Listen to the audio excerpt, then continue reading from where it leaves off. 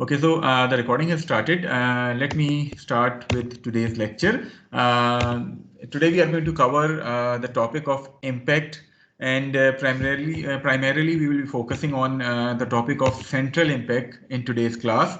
Probably oblique impact is going to be covered in next week class, because as you all know that today we are going to have quiz number 5 as well. Just a quick review of what we did up till now in this chapter. Initially, we covered the topic of principle of impulse and momentum, which states that the initial momentum of a particle plus sum of all the impulses that are acting on the particle from time t1 to t2 should be equal to the final momentum of a particle.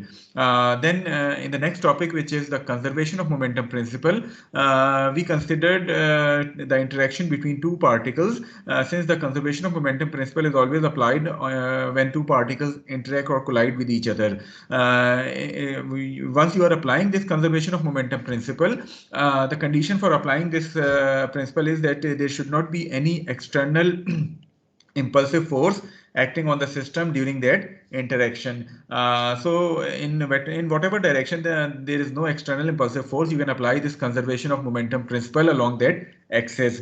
This principle states that the initial momentum of the system should be equal to the final momentum of the system, provided that there is no external impulsive force acting on the system along that axis during that interaction. Now, this conservation of momentum principle, as we have already said, that it is applied when two particles collide or interact, and you need to draw the free body diagram of the system. While drawing the free body diagram of the system, it should be noted that all those forces which are internal to the system should have a net effect of zero, because they occur in equal and opposite collinear pairs as per Newton's third law of motion. So those internal forces will have a net effect of zero, therefore they should not be included in our impulse and momentum analysis. Moreover, there are going to be some forces which are producing a very small amount of impulse, such as the weight or the force of an elastic spring.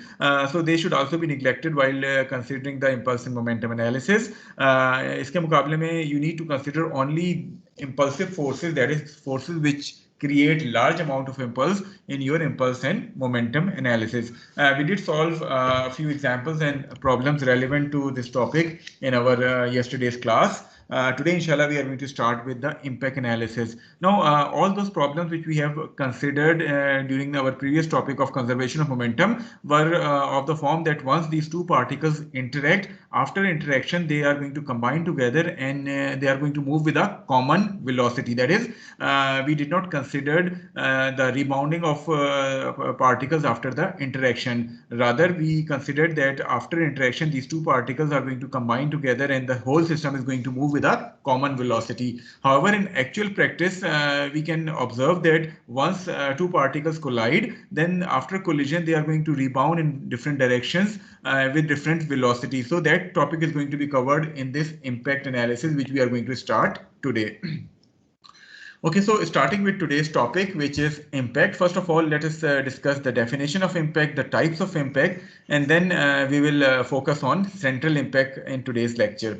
So impact occurs when two bodies collide with each other during a very short interval of time, causing relatively large impulsive forces to be exerted between the bodies. So impact हम कब कहते हैं? Impact occurs when two particles or two rigid bodies collide with each other during a very short interval of time, thereby causing relatively large impulsive forces to be exerted between the bodies. For example, the striking of hammer and a nail. जब भी आप hammer और nail को strike करते हैं तो क्या होता है कि hammer nail को strike करने के बाद it is going to rebound back. So the striking of hammer and nail or golf club and ball or bat and ball are common examples of impact loading. So these are the examples of impact loading. Now there are two types of impact. The first one is central impact, which we are going to focus today. The other one is oblique impact, which inshallah we are going to cover in next week's class. So what is the difference between central and oblique impact? Let us first of all discuss the definitions, and then we will derive some mathematics relevant to central impact.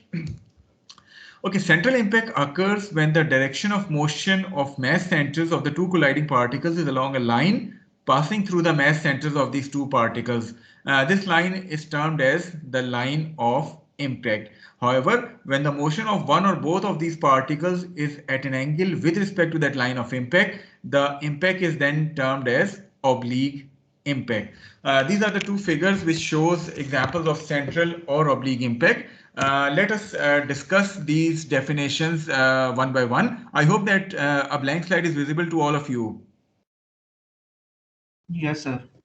Yes, sir. Okay. Now, in order to differentiate between central and oblique impact, let us consider a particle, say this particle, which is particle A, and it is traveling with some velocity, say VA1 towards the right.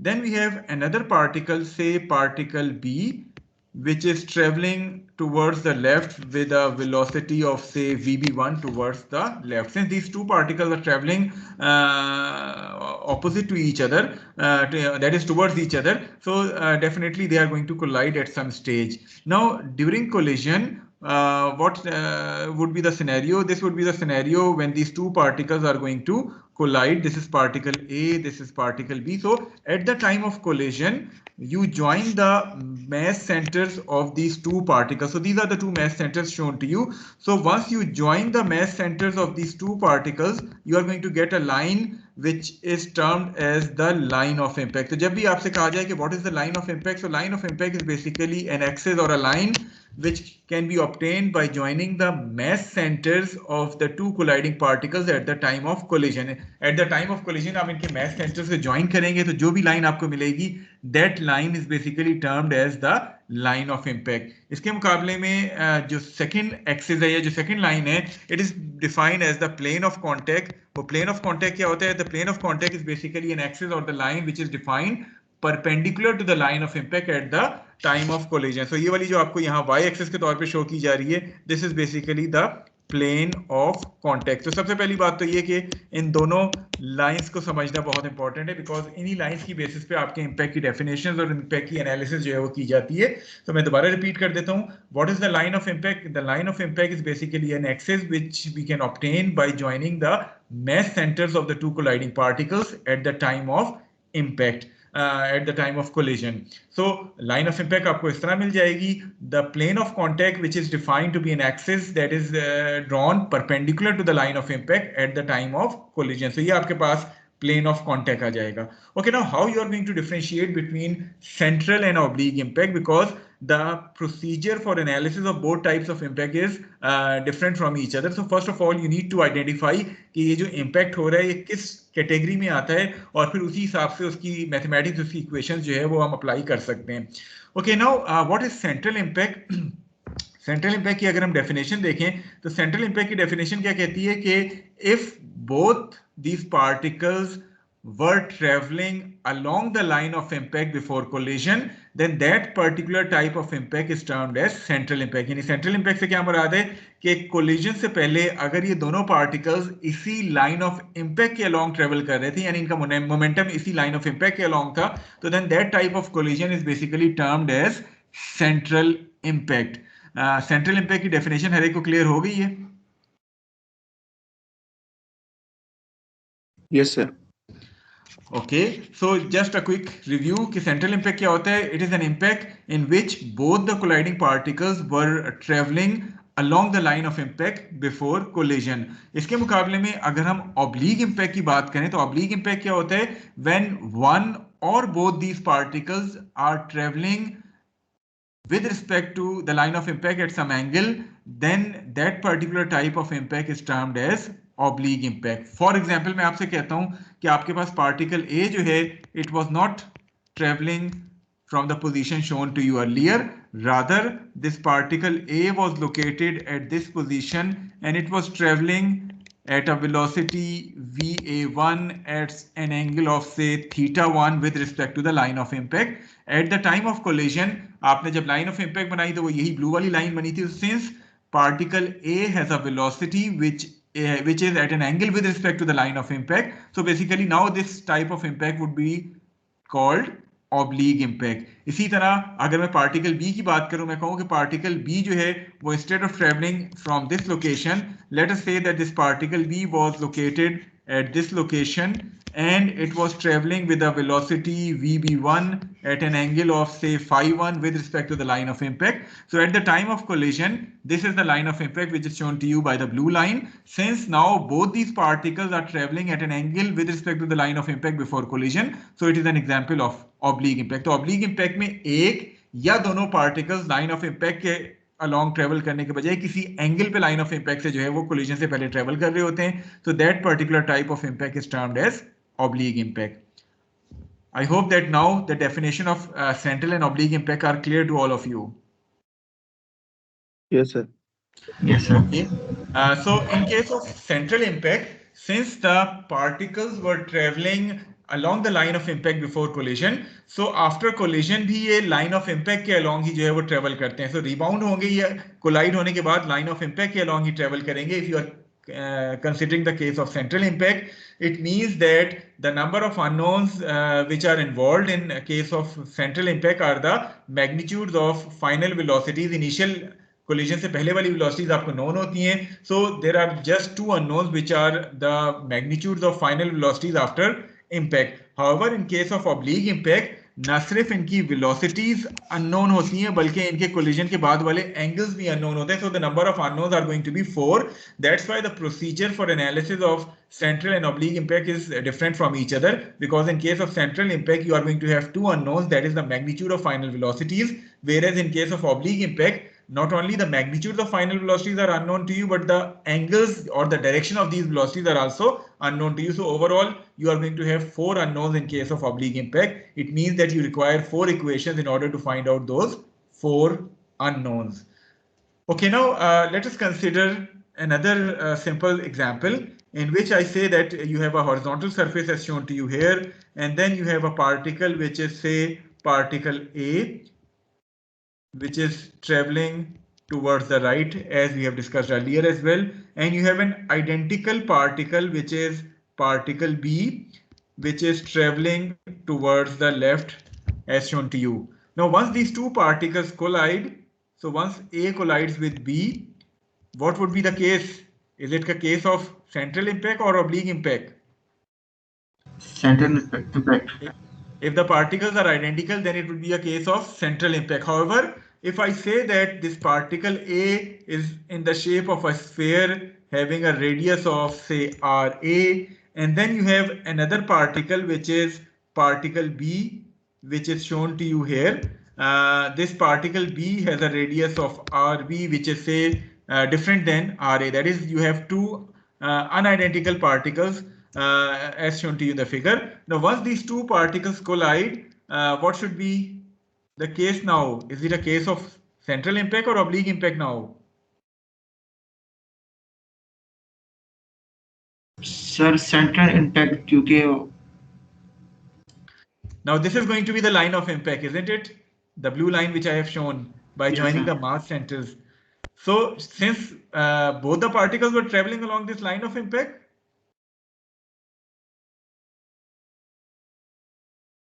no, sir.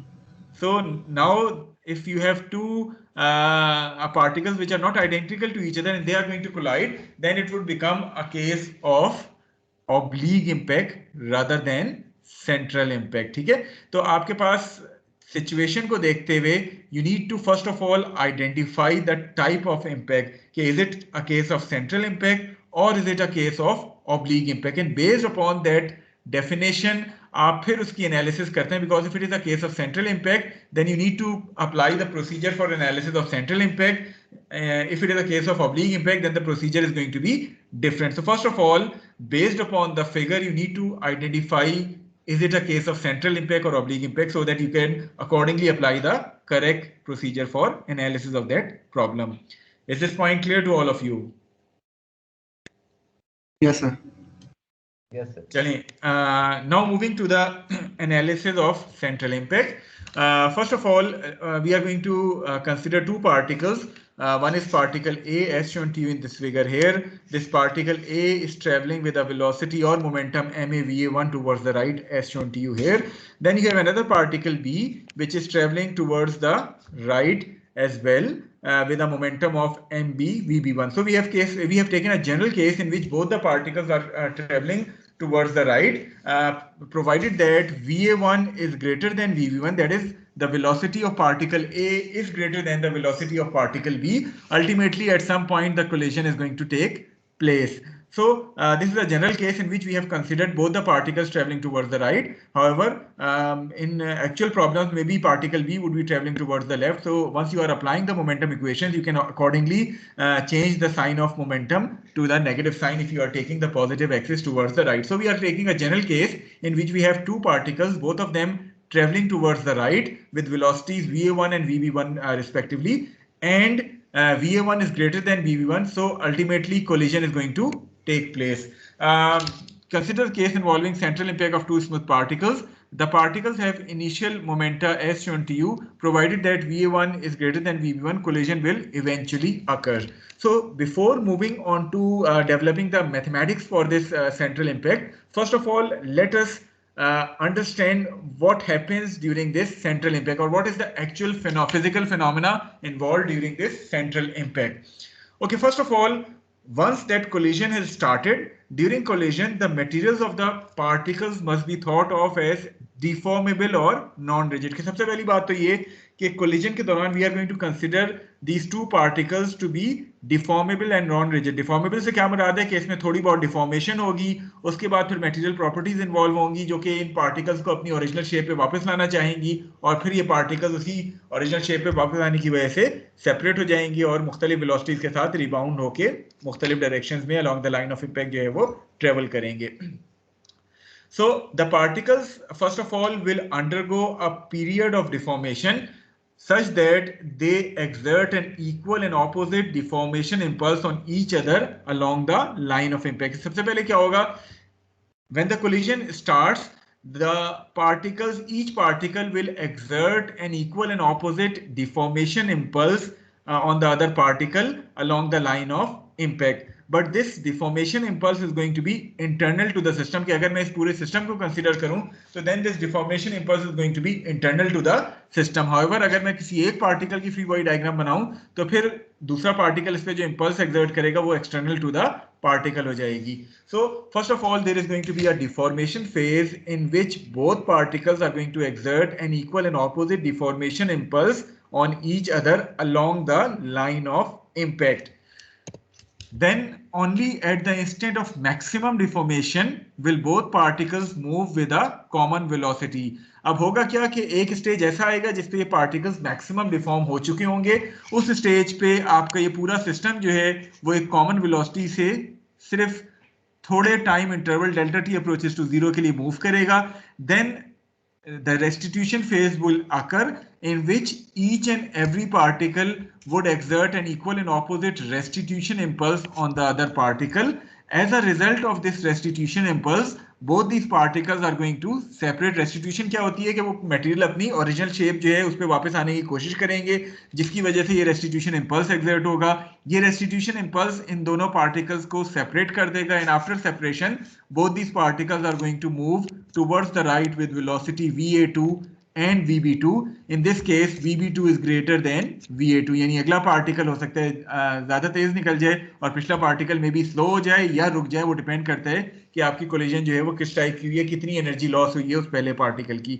तो हम general case consider कर रहे हैं कि collision के बाद both the particles are going to move towards the right, but now VB2, which is the velocity of particle B after collision, is going to be greater than VA2. So overall, this whole central impact can be divided into two phases.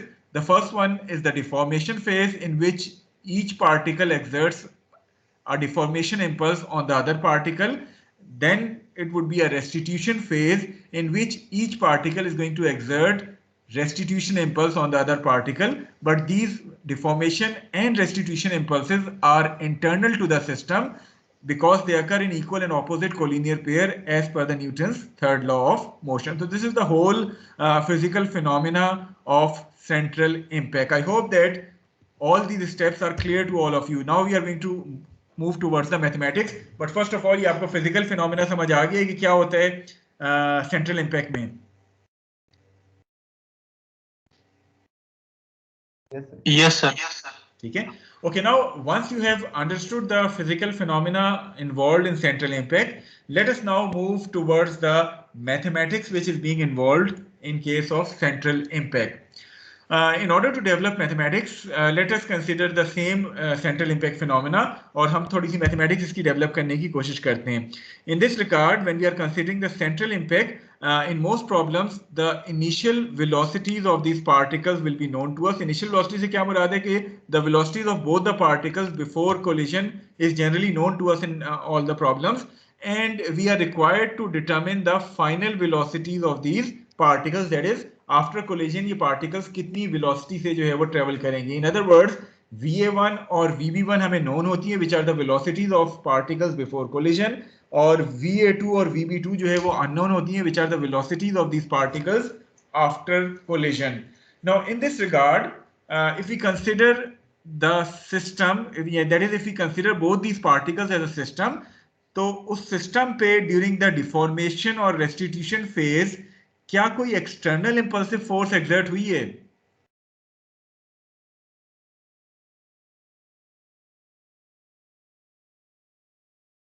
No sir. जितना भी उसके ऊपर impulse आ रहा है वो सारे के सारा इंटरनल टू द सिस्टम है, चाहे वो डिफॉर्मेशन इंपल्स है या वो रेस्टिट्यूशन इंपल्स है. So there is no external impulsive force acting on the system along the line of impact during collision. So we can say that the system's momentum has been conserved along the line of impact. So applying the conservation of momentum principle on the system along the line of impact, taking positive towards the right, the conservation of momentum principle says that the initial momentum of the system should be equal to the final momentum of the system, provided that there is no external impulse acting along that axis. So we are considering the line of impact. जो भी impulse है वो सारे के सारा internal to the system है, बेशक वो डिफॉर्मेशन इंपल्स है जो पेयर्स में आकर हो रहा है या वो रेस्टिट्यूशन इंपल्स है जो पेयर में आकर हो रहा है. So since there is no external impulsive force acting on the system along the line of impact, it means that the system's momentum has been conserved along the line of impact. So applying that conservation of momentum principle, which says that the initial momentum of the system, which is MAVA1 plus MBVB1, should be equal to the final momentum of the system, which is MAVA2 plus MBVB2. So let us call it as equation number 1, which has two unknowns, Va2 and Vb2. It means that in order to solve this system, we should be requiring one more equation in terms of Va2 and Vb2 so that the system of equations can be solved simultaneously. यहां तक clear है हर एक को point? Yes sir. Okay, in order to derive the next equation in terms of Va2 and Vb2, let us consider particle A alone rather than the system. So in order to obtain a second equation necessary to solve for Va2 and Vb2, we must apply the principle of impulse and momentum to each particle along the line of impact. कैसे? सबसे पहले let us consider particle A and we are going to apply the principle of impulse and momentum on particle A during the deformation phase. Deformation phase क्या था कि deformation phase से पहले ये particle जो है वो इतनी velocity से move कर रहा था, ये वो deformation phase आया और इस deformation phase के बाद this particle A was traveling with a velocity v. So applying the principle of impulse and momentum on particle A during this deformation phase along the line of impact, the principle of impulse and momentum says that the initial momentum of particle A before the deformation phase plus sum of all the impulses that are acting on particle A during this deformation phase should be equal to the final momentum of this particle A after this deformation phase. Deformation phase से पहले particle A का momentum MAVA1 था.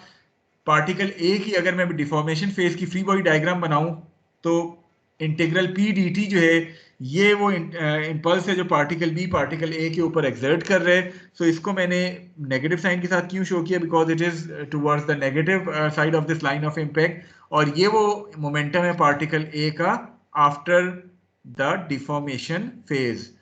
Is this step clear to all of you? Sir integral P वाला दोबारा समझा दें। देखें, ये इंटीग्रल पी वही चीज है जो इससे पहले, अगर आपको याद हो, हमने इन तमाम चीजों में, इन तमाम प्रॉब्लम्स में जो कंजर्वेशन ऑफ मोमेंटम के थे, उनमें जब हम सिंगल पार्टिकल की फ्री बॉडी डायग्राम बनाते थे तो हम उस पार्टिकल के ऊपर दूसरा पार्टिकल जो इंपल्स एग्जर्ट कर रहा होता था उसको एक्सटर्नल इंपल्स के तौर पे लेते थे। बिल्कुल इसी तरह जब हम डिफॉर्मेशन फेज कंसिडर कर रहे हैं, which is this particular phase, अगर मैं पार्टिकल ए की फ्री बॉडी डायग्राम बनाऊं डिफॉर्मेशन फेज के लिए, तो this is particle A, particle B के ऊपर जो है वो इंटीग्रल पी डी टी जो है वो इंपल्स एग्जर्ट कर रहा है। और नेगेटिव साइन क्यों आए? Because we are taking positive axis towards the right. Is this point clear? Yes sir. So once we are considering the deformation phase for particle A, this is the momentum of particle A before that deformation phase. This is the impulse which this particle B is exerting on particle A, integral P dt. और मैंने उसको negative sign क्यों दिया? Because that impulse is going to act towards the negative side of line of impact. और ये इस particle A का momentum है after the deformation phase. Similarly, in the next step, इसको मैंने इक्वेशन नंबर 2 का नाम दे दिए। इन द नेक्स्ट स्टेप मैंने पार्टिकल ए के ऊपर ही रेस्टिट्यूशन फेज के ऊपर principle of impulse and momentum apply किया। वो रेस्टिट्यूशन फेज क्या है? Restitution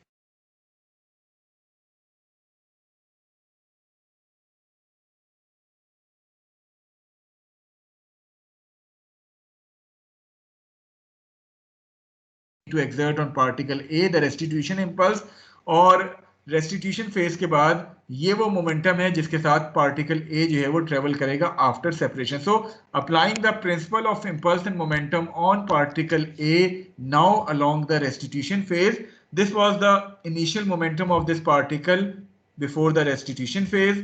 This is the impulse which particle B is exerting on particle A along the line of impact, and this is the final momentum of particle A after the restitution phase. So ये मैंने equation number 3 इसको नाम दे दिया। दोबारा मैं repeat करता हूं। In the very first step I have considered particle A and particle B to be a system, and I have applied the conservation of momentum principle on this system along the line of impact, since there is no external impulsive force acting along the line of impact on this system.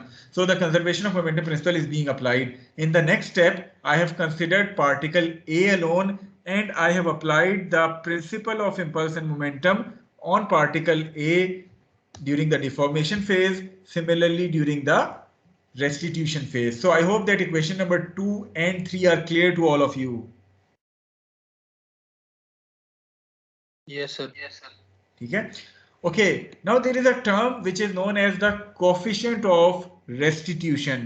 So coefficient of restitution जिसको हम E से भी denote करते हैं, this coefficient of restitution is basically defined as the ratio of restitution impulse to deformation impulse. के हम E को define कैसे करते हैं? E is basically defined as the ratio of restitution impulse to deformation impulse, that is integral r dt over integral p dt. अब integral r dt और p dt की values हमारे पास कहां से आएंगी? From equation number 2 we can determine the value of integral p dt, which comes out to be MAVA1 minus MAV. ऐसे ही है?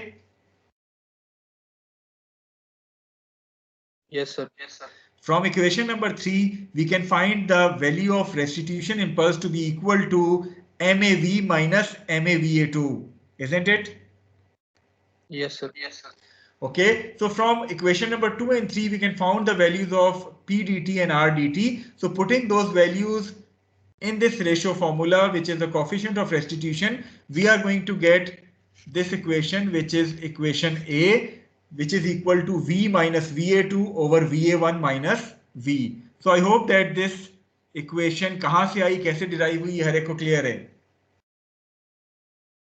Yes sir. Yes sir. Message कहां गए इसमें से? सर दोबारा रिपीट। मैं कह रहा हूं कि इसमें से एमए कहां गया? रेशियो सेम पार्टिकल है, मास कैंसिल हो जाएगा।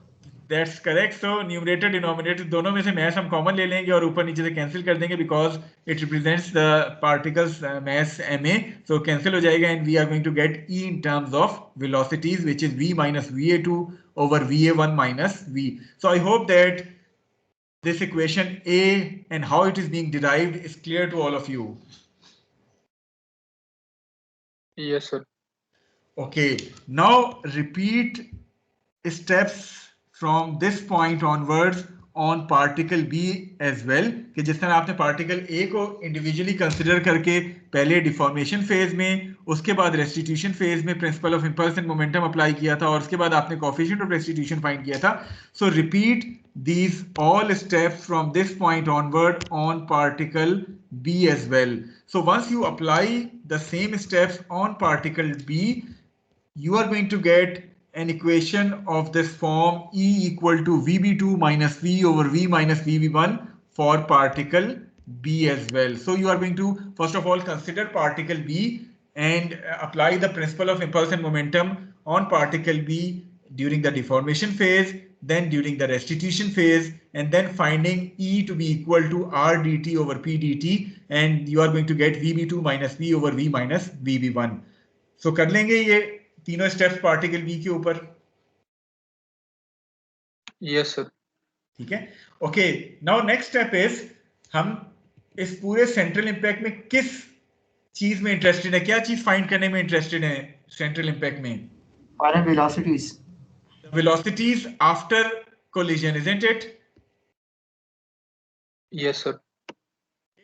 तो ये v हमारे किसी काम का है? ये तो हमने जस्ट एक इंटरमीडिएट वेरिएबल डिफाइन किया था कि जब मैक्सिमम डिफॉर्मेशन होगी तो सिस्टम जो है वो इतनी वेलोसिटी से मूव करेगा, फिर रेस्टिट्यूशन इंपल्स आएगा जो इसको सेपरेट कर देगा. So we are not at all interested in finding that maximum deformation velocity v. So eliminating this v from equation number a and b would get E to be equal to VB2 minus VA2 over VA1 minus VB1. So from equation A and B, we are going to eliminate V. कैसे eliminate करेंगे, कुछ idea है?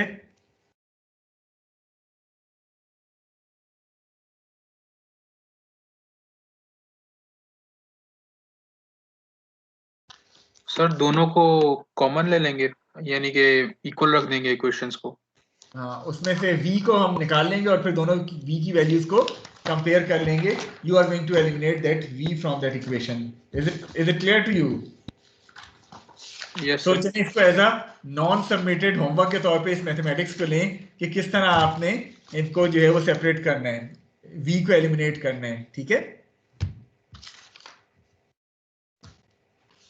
Yes, sir. ठीक है. So once you eliminate V from equation A and B, you are going to get the equation for this coefficient of restitution to be equal to VB2 minus VA2 over VA1 minus VB1. Okay, now my next question is, what does this VB2 minus VA2 represents?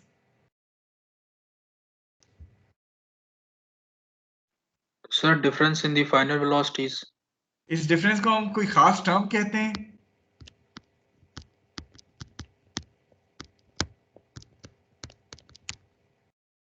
Relative velocity क्या होता है? अगर मैं relative velocity VBA कहूं तो what should be VBA? VB minus VA. VB minus VA, ऐसा ही है. तो ये न्यूमरेटर जो है वो क्या रिप्रेजेंट कर रहा है, अब जरा तफसील से बता सकते हैं? Relative velocity. Relative velocity of the Final. It is basically representing the relative velocity of these particles just after collision, isn't it? Yes, sir. Okay, what about the denominator? What does this represent? Sir, what is with respect to दूसरा particle? It again represents the relative velocity of these particles just before collision. So basically आपका जो coefficient of restitution होता है, it is equal to the ratio of the relative velocity of these particles just after impact to the relative velocity of these particles just before impact. So आपका coefficient of restitution जब मुख्तलिफ particles collide हो रहे होते हैं उनके material के हवाले से coefficient of restitution is generally known to you for any collision. तो आपके पास एक सेकेंड इक्वेशन जो है, अब आपके पास दो इक्वेशन आ गई. One equation is this one जो कि आपको कंजर्वेशन ऑफ मोमेंटम से मिली थी in terms of VA2 and VB2.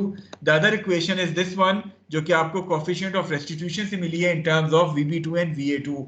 You solve these two equations simultaneously in order to get the values of VA2 and VB2. So इन दोनों equations को जब आप simultaneously solve करेंगे, you can get the values of exit और final velocities of these two particles just after collision. अभी हम बात करते हैं इस coefficient of restitution की तफसील के साथ, लेकिन जहां तक इन वैल्यूज को डिटरमिन करने का ताल्लुक है, so these are the two steps which should be applied on each problem of central impact. First of all, आप उस सिस्टम को कंसिडर करके लाइन ऑफ इम्पैक्ट के अलोंग कंजर्वेशन ऑफ मोमेंटम की इक्वेशन अप्लाई करेंगे, जिससे आपको एक equation in terms of final velocities मिल जाएगी. In the next step, you are going to apply the coefficient of restitution equation along the line of impact in order to find out the second equation. Coefficient of restitution आपको तमाम problems में known होता है, जिसकी मदद से आप इन दोनों equations को simultaneously solve करके अपनी final velocities का magnitude जो है वो निकाल सकते हैं. यहाँ तक तमाम चीजें क्लियर हैं. उसके बाद फिर हम थोड़ा सा डिस्कस करते हैं इस coefficient of restitution को. Yes, sir. Okay, now since we have defined earlier that this coefficient of restitution comes out to be the ratio of relative velocities of the particle just before impact to the relative velocities of particles, relative velocities of particles just after impact to the relative velocities of particles just before impact. Now, based on the value of E, you can define the type of collision as either elastic collision, plastic collision और elastoplastic collision. ये तीन तरह की collision आपकी होती हैं. One is the elastic collisions, the other one are the plastic collisions, and the third one which are the more common ones are the elastoplastic collisions. Okay, ये तीनों कोलिजन्स होती क्या हैं? सबसे पहले let's talk about the elastic collision या elastic impact की बात करते हैं. For elastic impact the value of E would be equal to 1. Value of E 1 के बराबर आने का मतलब क्या है? ये इक्वेशन क्या कहती है? वैल्यू ऑफ E 1 के बराबर अगर आई है तो what does physically it means? No loss Sir, relative velocity is equal है दोनों, sir, before and after collision. देखिए, कोएफिशिएंट ऑफ रेस्टिट्यूशन हमने डिफाइन कैसे किया था? It is being defined as the ratio of restitution to deformation impulse. ऐसा ही है. Yes, sir. So E equal to 1 का क्या मतलब है? RDT और PDT एक दूसरे के इक्वल हैं, isn't it? Yes, sir. अच्छा, अगर रेस्टिट्यूशन इंपल्स और डिफॉर्मेशन इंपल्स एक दूसरे के बराबर हैं तो फिजिकली इसका क्या मतलब है? शुरू में आप में से किसी एक ने जवाब अभी स्टार्ट किया था. Sir, no loss in kinetic energy. No loss in energy during that collision. So a collision is termed as perfectly elastic if the coefficient of restitution is equal to 1. That is, the restitution impulse is exactly equal to the deformation impulse. In other words, there isn't going to be any loss of energy during that collision. Physically ये possible है, ideal case में तो हो सकता है, but actual case में definitely जब दो पार्टिकल्स कोलाइड होंगे, कुछ डिफॉर्म होंगे, आपकी कुछ एनर्जी जो है वो उस डिफॉर्मेशन में लॉस होगी, तो डेफिनेटली आपकी 100% इलास्टिक कोलिजन फिजिकली एग्जिस्ट नहीं करती है. सिर्फ आइडियल केस में तो हम कह सकते हैं, लेकिन फिजिकली 100% इलास्टिक कोलिजन जो है वो एग्जिस्ट नहीं करती है. Is this point clear to all of you? Yes, sir. Okay, the second type of collision is plastic collision, in which the value of E is equal to 0. What does the value of E equal to 0 represents from this formula? E equal to integral R dt over P dt. कब ये 0 हो सकता है? अगर numerator 0 है या denominator 0? Numerator 0. क्योंकि अगर डिनोमिनेटर 0 हो गया फिर क्या होगा? फिर तो E की वैल्यू किसके बराबर आ जाएगी? Infinity हो जाएगी. इंफिनिटी हो जाएगी, जो कि पॉसिबल नहीं है. सो E इक्वल टू 0 या प्लास्टिक कोलिजन कब होती है? जब R dt इक्वल टू 0 होता है. R dt अगर 0 हो गया तो फिजिकली किस चीज को वो रिप्रेजेंट कर रहे हैं? रेस्ट को. थोड़ा सा दोबारा सोचें. रेस्टिट्यूशन इंपल्स एक्ट नहीं कर रहा. मकसद क्या होता है रेस्टिट्यूशन इंपल्स का? Elasticity, basically वापस इस पोजीशन पे उन पार्टिकल्स को अपनी ओरिजिनल शेप पे वापस लाना और उनको सेपरेट करना. वो सेपरेट इसीलिए हो रहे होते हैं कि वो जब ओरिजिनल शेप गेन करते हैं तो ये एक दूसरे के साथ सेपरेट भी हो जाते हैं. इट मींस के रेस्टिट्यूशन इंपल्स नहीं कर रहा. इसका मतलब क्या है? Sir, permanently deform हो गए हैं. Permanently deform हो गए. So a collision is said to be perfectly plastic when E equal to 0. That is, there is no restitution impulse given to the particles. So after collision, both particles couple or stick together, move with a common velocity with that particular deformation. वो depend करता है common velocity से move कर रहे हैं या रुक गए, depend करता है क्या है. बहरहाल उनमें deformation जो है वो permanent deformation हो जाती है, वो अपनी shape जो है वो परमानेंटली डिफॉर्म कर देते हैं, अपनी ओरिजिनल शेप पे वापस नहीं आते और एक दूसरे के साथ स्टिक हो जाते हैं. जनरली आपकी जितनी कोलिजन्स होती हैं दे आर इलास्टोप्लास्टिक कोलिजन्स, यानी the value of E is going to vary between 0 and 1. 0 और 1 फॉर एग्जांपल मैं कहता हूं 0.5 है कोएफिशिएंट ऑफ रेस्टिट्यूशन, तो इसका मतलब क्या है कि आपकी कुछ एनर्जी जो है वो उस कोलिजन में लॉस्ट होगी, बाकी एनर्जी जो है वो उनकी रिबाउंड वेलोसिटीज में जो है वो डिस्ट्रीब्यूट हो जाएगी. So all the collisions generally are of elastoplastic nature, that is the value of coefficient of restitution is going to be between 0 and 1, which means that some of the energy is going to lose during collision while the remaining energy is going to be acquired by these particles in rebounding, or that is in moving in different directions after the impact. So I hope that the whole procedure of central impact and its mathematics is clear to all of you now. Yes sir. कोई चीज जो आप इस central impact के हवाले से पूछना चाहें, इसके फिनोमेना के हवाले से, इसकी मैथमेटिक्स के हवाले से?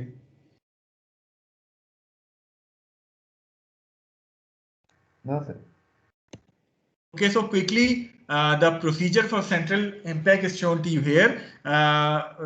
जैसे अभी हमने डिस्कस किया था, first of all we are going to apply step number 1 on a system, that is the conservation of momentum principle is going to be applied on the system along the line of impact. Then in the second step we are going to apply the coefficient of restitution equation along the line of impact. This will give you two equations, one from conservation of momentum, two from the coefficient of restitution. You are going to solve these two equations simultaneously in order to find out these unknown velocities VA2 and VB2. So जो भी आपका central impact का problem आए, आपने ये दो steps उस पर करने ही करने हैं कि पहली स्टेप में कंजर्वेशन ऑफ मोमेंटम अप्लाई करनी है और सेकंड स्टेप में आपने कोएफिशिएंट ऑफ restitution अप्लाई करनी है. So these are the two steps which are going to be used for the analysis of any problem relevant to central impact. Is this point clear to all of you? Yes, sir. Okay, so now we are going to have a break of 10 minutes और 10 minutes के बाद आके हम थोड़ा सा central impact के ही एक या दो प्रॉब्लम्स को देखेंगे और फिर उसके बाद एज अनाउंस्ड अर्लियर आपका क्विज नंबर 5 भी जो है वो कंडक्ट होगा. सो मेरी घड़ी के हिसाब से it is 9:34. So exactly 9:45, 11 minute की ब्रेक कर लेते हैं. 9:45 पे we are going to restart our class. Meeting ये जारी रहेगी, सिर्फ रिकॉर्डिंग में स्टॉप कर देता हूँ. वजह क्या है कि जब हम ज़्यादा लंबी क्लास करते हैं तो वो रिकॉर्डिंग भी उसी हिसाब से उतना ही ज़्यादा टाइम की हो जाती है और वो प्रोबेबली LMS पे 300 MB से ज़्यादा की फाइल चूँकि अपलोड होना पॉसिबल नहीं है, तो इसलिए बेहतर होता है कि 35-45 मिनट्स के बाद हम ब्रेक कर लें. So let us take a break of 10 minutes. इंशाल्लाह 9:45 पे हम दोबारा जमा होंगे. Excuse sir. जी जी पूछें. सर वो जो क्या कहते हैं मार्क्स के जो होते थे क्विज़ के मार्क्स, वो जी, जी. आप हमारे साथ कब तक शेयर कर देंगे? देखें, आपके साथ मैं शेयर नहीं करूंगा. मैंने आपके तमाम अब तक जितने क्विजेस हुए हैं, क्विजेस नंबर 1, 2, 3 एंड 4, उन चारों के मार्क्स CMS पे अपलोड कर दिए हैं. काइंडली हर एक स्टूडेंट अपने मार्क्स वहां से जो है वो देख सकते हैं. ओके सर, मैं डबल चेक कर दूँगा. ठीक है, चलिए मैं अभी रिकॉर्डिंग स्टॉप कर देता हूँ और 10 मिनट की ब्रेक ले लेते हैं.